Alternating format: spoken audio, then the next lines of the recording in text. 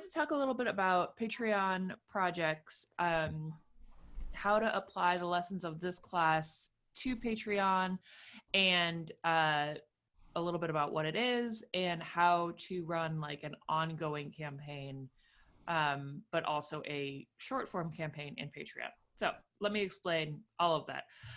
First of all, if you're not familiar, Patreon is like is an ongoing donation platform. So how it works is that you'll have it can be one of two things. People pledge per month or per item. So for example, my band has done it both ways, where we have people backing per music video, or we released music videos somewhere between once a month and 3 times a month, or once every 3 months. And every time we released a music video, we made a certain amount of money.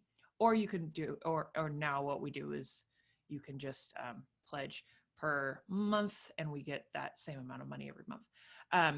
Patreon, it was launched by Jack Conte, who is in the band Pomplamoose, who is a very popular YouTube musician. And when it started, it was basically what he was saying was, we are creating all of this really valuable content, this really cool art, and we really aren't getting paid for it. People really enjoy it, but the only monetization option is ads, and ads don't pay that well. They're very unreliable, and that doesn't really involve the audience. So Patreon basically started as a tip jar of, we are giving you free content, and if you would like, you can choose to pay for it.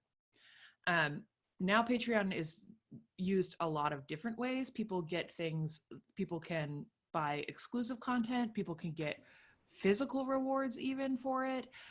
People can get into like a secret fan club, or so that kind of thing. But really, when Patreon started, and I think this is how it, like, the people who are most successful on there are, we have been putting out free stuff for X amount of time. Now, if you would like to pay for that free stuff and maybe get some of the behind the scenes stuff, or get to know me a little bit better, you can join the Patreon. So that's how Patreon started. That's where it is. So I really, really like Patreon. My band launched mine in like a couple years after it started, when we actually almost launched the year it started. And I sent out a message to some of our super fans like, hey, we're thinking about launching a Patreon. Look at this. Here we go. Here's what it looks like. And a lot of them were like, no, this doesn't make any sense. It'll never work. And so we were like, okay, we're going to hold off on this. And then we did eventually, once people got used to the idea. But there are still people who are confused by Patreon. We have, just to give you an idea, my band usually gets about 1,800 to 2,000 backers on Kickstarter, and hovers around 500 on Patreon. So you're not going to get like as many people on a Patreon, just because people aren't as comfortable with an ongoing donation as they are with a one-time donation.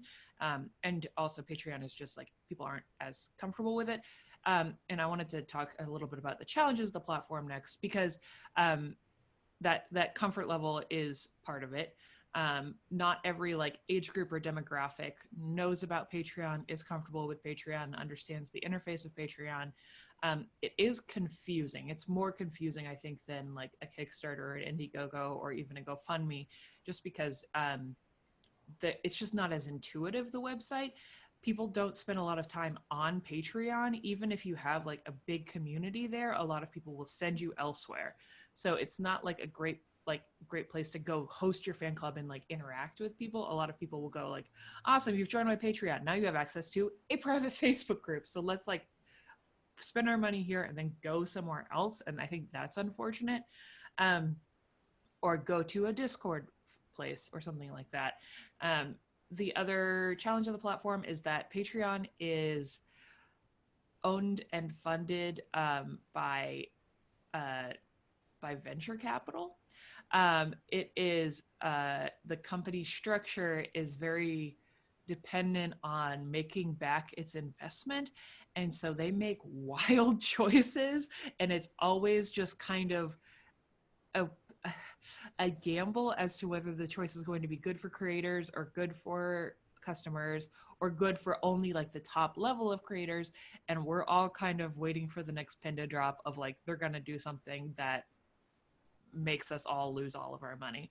They've already done this twice, and have these choices that they've made have both resulted in like huge reductions in the amount of money that like my band makes on Patreon, because people are like, that's a bad choice. And like, even if Patreon reverses it, people lose faith in the company. So that's another challenge of Patreon as a company, but there really is no alternative that people are as aware of.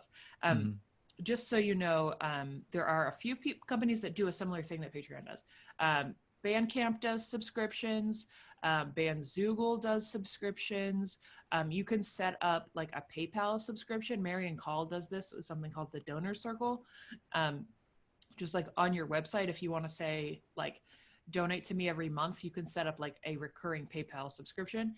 And all three of those things, except for maybe Bandcamp, are going to cost less for you because there's not going to be a transaction cost that Patreon takes like a cut of your money. Like Patreon does have like kind of a platform and a little bit more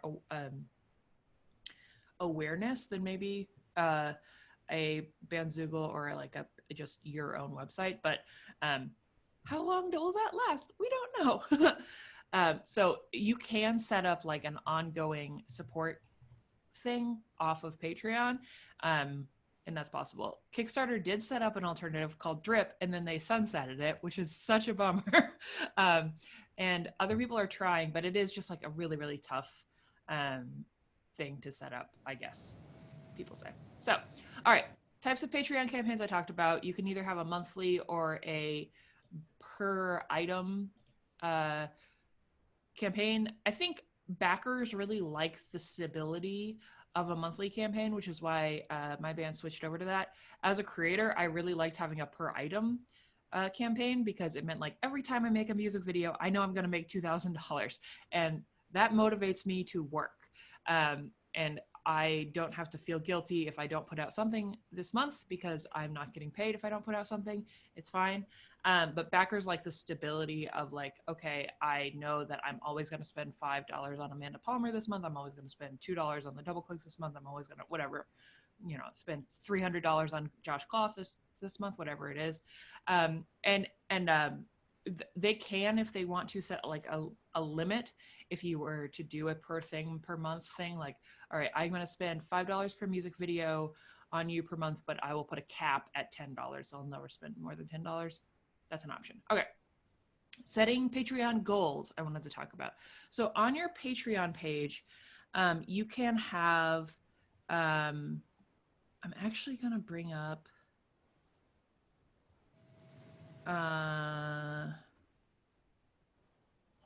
Alyssa's page, because it is much prettier than mine. So I was looking at it this week. Look at Alyssa's beautiful Patreon page. First of all, these adorable images are great. But you can have goals. They're not as important as on places like a Kickstarter, where it's like all or nothing. Like if this doesn't happen, nobody gets charged. But they're really nice as something to reach for. So, for example, on this page, at this level of support, I will create and post Patreon on Patreon an album's worth of song about amazing women. Yay, that's cool. And that's at $200 per song. And then 400 new laptop and more patron concerts. So these goals are something, they're kind of, like I said in the stretch goals video that you probably haven't gotten to yet. So these goals are more of a marketing tool than they are like a funding tool. They're just something to reach for the audience. My band uses them as rewards for our audience. So when we reach this amount of money per month, we will do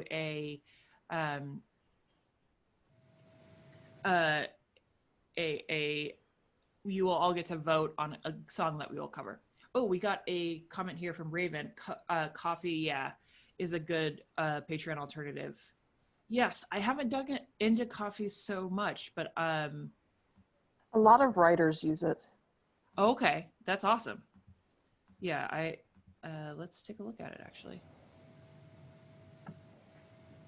0% platform fees. Hey, and people can donate monthly. Oh, Or wonderful. one-off. And this person with their anime apps uses it. And that is enough endorsement for me.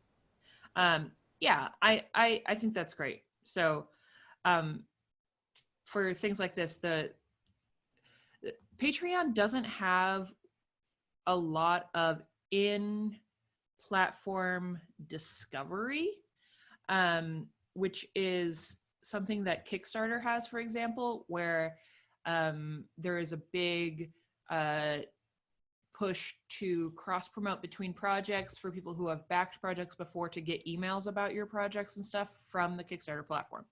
Patreon doesn't have that, and they never have, and they've kind of tried to like promote other Patreons, but really the backers you get on Patreon are going to be people you directly promote to. So using another platform, unless it's like an unreliable platform that people don't trust, it's not going to make as much of a difference as, for example, using Indiegogo instead of Kickstarter or something like that. Okay. Setting your Patreon goals. Okay, so yeah, setting a Patreon goal, like we talked about in the goals section, I think the most important thing is just to set a goal that seems achievable. If you can set something that you're going to hit soon, and then have the next goal be something that seems that is far away but seems achievable, that's a really good way to like build momentum and make excitement. Let me talk about how you would do that. So I suggest when you launch a Patreon, or if you're trying to build a Patreon, to do something very similar to doing to when you're doing a Kickstarter or a one-time campaign, which is to have like a month or 21 days of an actual campaign. Even though this is an ongoing project that's going to go on for a year or longer, a Patreon is people don't have a deadline to back it, and therefore the urgency just isn't there, and they may never get to it. So I find, and we've tested this, and it did work, setting a deadline where if you back by November 16th, you will get a special reward that is only available to people who are backing before this date. And we have a special goal we're trying to hit by this time. And everybody will get this special reward. And I'm going to promote the project a whole bunch this month. So this has a lot of benefits. First of all, people know you're promoting your Patreon right now, but they also know your promotion of your Patreon is going to end. You're not going to be constantly promoting your Patreon. And you also know you're not going to be constantly promoting your Patreon. Because if you have a Patreon page, like really, if you want to maximize it, you should be always promoting it, right? You should be plugging it at the end of every video. You should be plugging it with whatever content you make, which is good. But it's also not, people just kind of at a certain point tune it out. But if you're able to make like active Patreon posts for a month at the rate of that schedule that I gave you of for promoting a Kickstarter, where you like the first week you promote it every day, the second week you promote it like twice, and then the last week you promote it every day, and you're making content and you're specifically talking about different aspects of the project that is funded by this Patreon, and you're really getting into it, and you're thanking people, and you're showing your goals, and you're showing your excitement, then that is going to get people way more hype. You get the hype train, like they call it on Twitch, and that will lead to a much more excited Patreon audience. Patreon has within it the ability to have limited edition rewards, but only if you are at a certain level on Patreon, which is another part of their like, we need to make more money. So if you pay them more money, you can have a what they call like special edition reward thing that you can add limited edition rewards. You can also just organize that yourself and just write export your stats on the last day of your campaign, redo your page. So it says like by May 31st, if you back this page, you're going to get X reward. And so that could be something physical, like everybody who is backing at $5 or above on May 31st gets a postcard from me, gets to suggest a ringtone and I'll sing you a song, I'll call you, or you get a new pin or whatever. Something very, very shareable and exciting and promotable and hopefully not too much work for you. And I would definitely suggest doing it at a higher level because $1 a project or a month is not a level that's worth promoting. But that's the exciting promotional thing. I lost the train of thought, but I think, am I making sense? Mm-hmm. Okay, cool. So yeah, that month of exciting promotion is going to be a really good thing to build to. We did this, so my band did this. We had a special edition pin, the marzipan pin, of my cat's face, because people have been asking for a picture of my cat. And we're like, great, it's going to be exclusive only for backers of the project. We got 100 new backers, which was like $200, I think. I think it was maybe slightly more. And most of them stayed. A lot of people upgraded their donation to $5 because that was the level you had to be at to get the pin, from $1 or $2. And it really worked for us to get the Patreon going. We were saying like we were changing the donation to monthly from 2 per project. We had a month of Patreon promotion. We sent out a couple emails to our email list. We talked about the pin. We also talked a lot about the project. So what we were doing was like saying, we'd make our podcast now. We're going to be sharing a lot of content with you instead of doing music videos because we live in different cities. And so that was part of the promotion. It worked. And so now when people come to me with a Patreon that they want to grow, I say, awesome, let's make sure we build all of your groundwork, like in the first few chapters of this class, and that you're making stuff, because again, Patreon really works best as a exchange of goodwill, not a store, like exchange of you've already got content out there and then people can give you money, unfortunately. I know it'd be better to get the money first. And then do a campaign for a month. It's great. I love it. So a month of Patreon promotion. And then, yeah, you should ongoingly promote your Patreon. I don't think, so when you ongoingly promote your Patreon, you should promote your Patreon to people who have already been through the process of meeting you and absorbing your content. It shouldn't be like the first time they meet you, oh, hey, oh my gosh, I'm so glad you want to be my fan. Did you know I have a Patreon? Like that shouldn't be the first thing you meet. That's like a third date ask. So keep that in mind. It's somebody, my coach was telling me this the other day. My coach, ask, acquaint, educate, and then, no, acquaint, educate, and then ask, something like that. I have it in my notes. But yeah, it's like, it's the third date that you talk about Patreon. If you're doing like an email series, when you meet people, when people join your list, then you give them something free, and then you tell them their story, and then you get them into that internet hole of content that you've been creating. And then you tell them about, like, by the way, you can get free stuff and support me.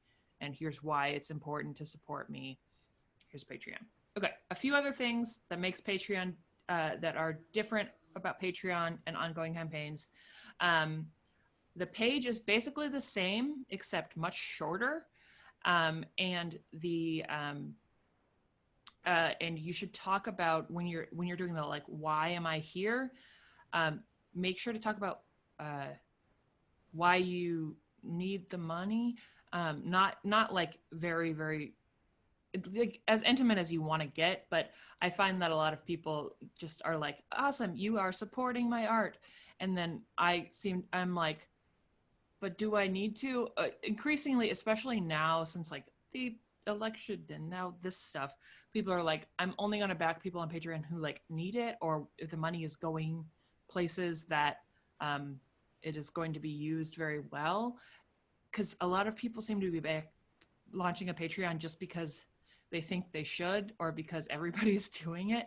So when you create a Patreon page, make sure that you're saying like, and this is why I'm creating a Patreon page. For example, I have a musician client who is amazing and creates videos every week. And she told me that when we were talking, she's like, well, I love making these videos every week, but I'm going to have to stop because I have to go teach music lessons because like I live in San Francisco and it's expensive and my husband's a substance abuse counselor and we can't move. And this is all like really awesome.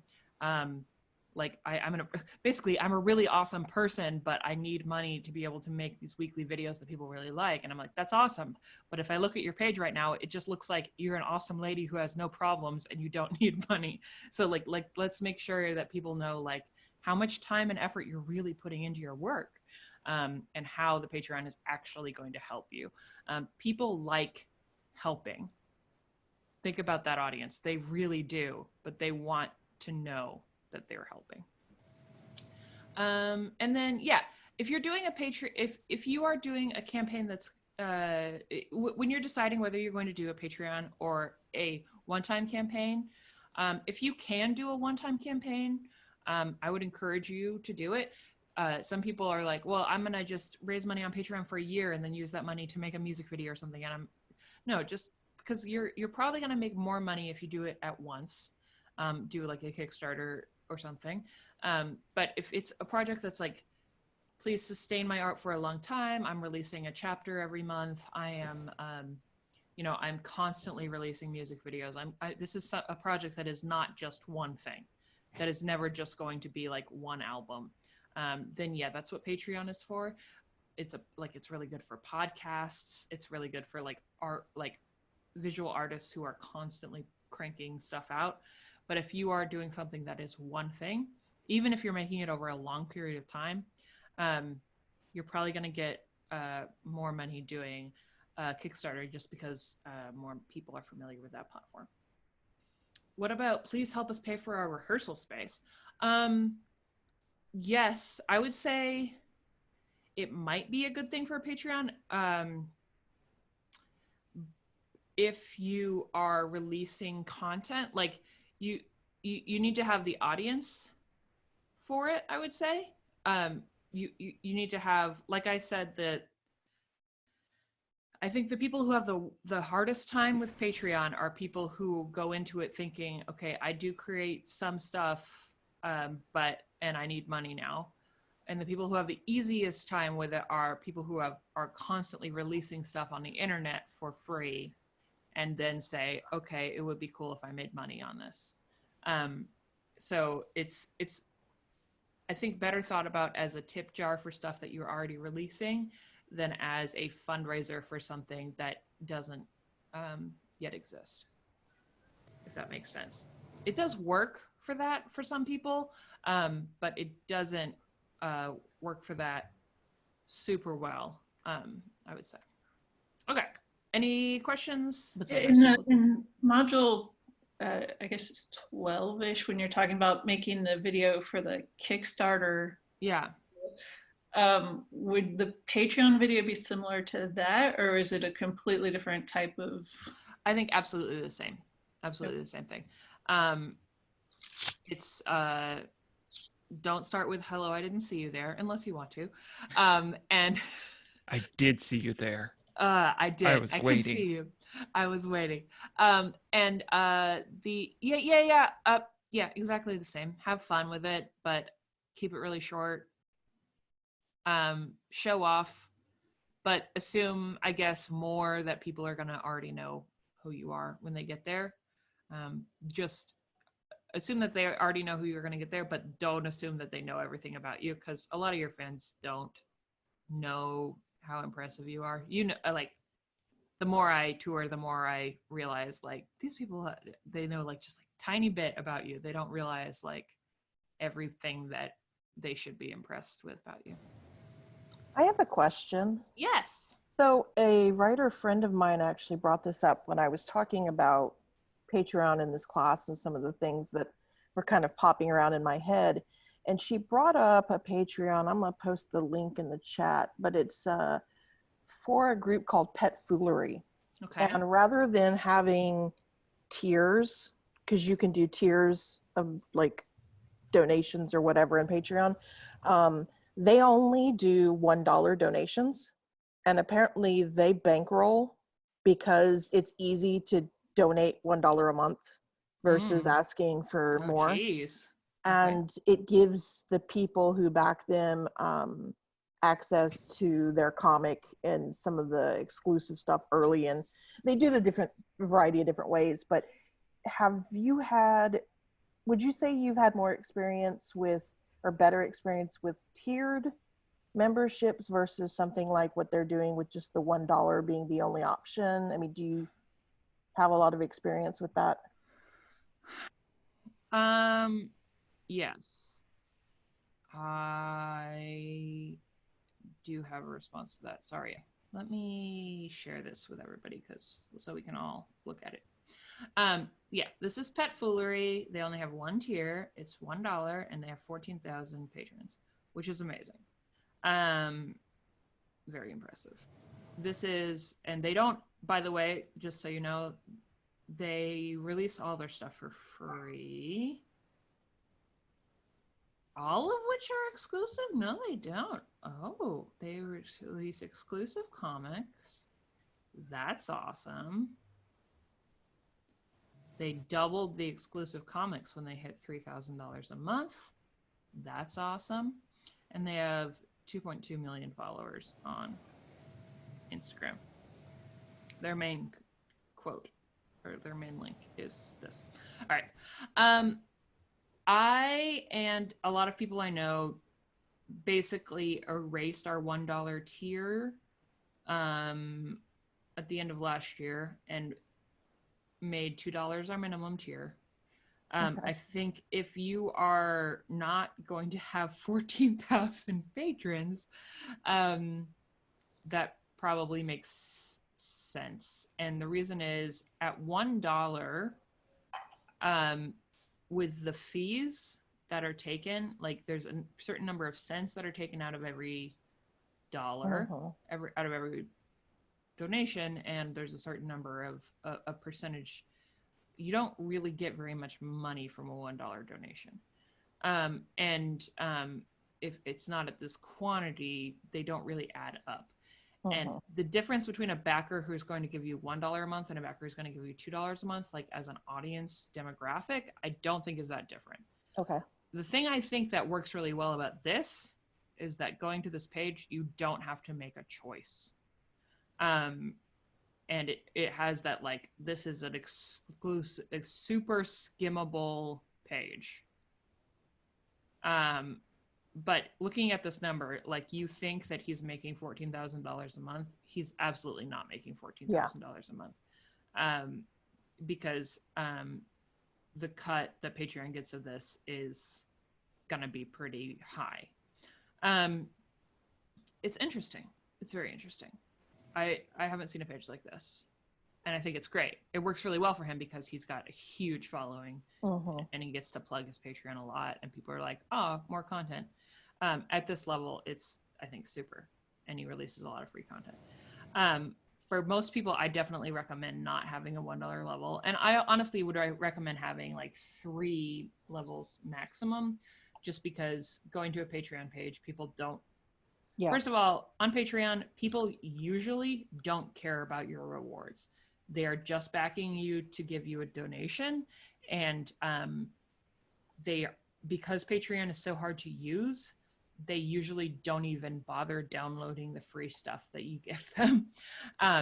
They just want to give you money and then probably bounce. So I back, I don't even know how many people, and I don't think I have, with the exception of one person who gives me free comics, I don't use the reward system on Patreon at all. I just give people money and then I'm like, okay, I've given them money. It's more of just like an offering and then I'm out.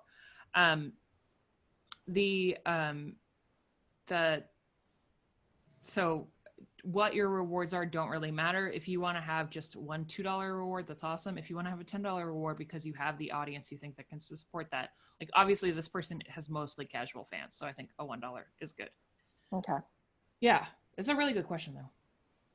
I don't know if that's helpful as an answer. It was. But I don't have that following. If I had that following, I might do this. I would like it.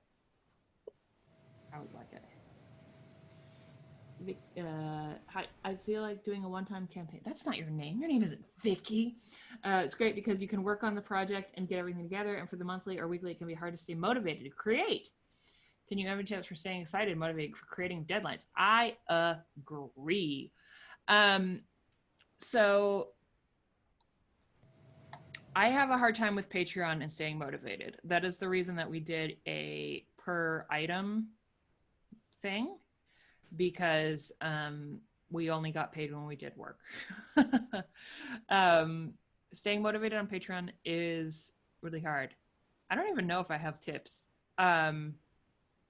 Guilt and deadlines are my tips. What percentage does Patreon take in that scenario? Honestly, Justine, I'm not quite sure. Patreon has a few different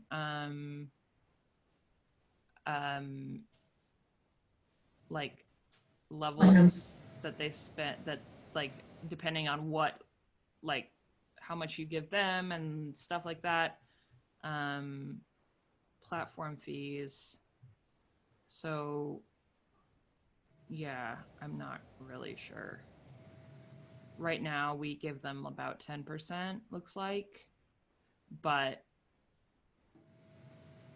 I would imagine he does a little bit more, because you have to get, like, of $1 pledge, you would have to give them at least 30% of $1. So yeah, because when you do one of the things that's really great about Patreon is that they are able to group pledges together, and this is something that they almost reversed, which is that when you donate to Patreon, you are giving all of your money to Patreon, and they split it up among your backers, which means that you only have to pay your credit card fee once, which means you aren't doing a bunch of $1 transactions upon which you have to pay a 30-cent fee. That 30-cent fee is spread among all of the people you're backing. So it depends on how many different people are backing, how many different people each of those donors are backing is the long answer. And that's cool. It's a very cool thing that Patreon does that nobody else is able to do, because they have all of these pledgers going through the same platform. And again, it's something they almost reversed, and we lost like 10% of our backers when they announced that they were reversing it, because Patreon makes weird choices, and it's unfortunate for the rest of us. 5% for the light version, not counting credit card transaction fees. Yeah, basically. I think we have 5% because we started so long ago that we're grandfathered into the high, like the good features, and I wish everybody else was as well. Yay, that's a lot of Patreon talk. Thank you for listening to my Patreon talk.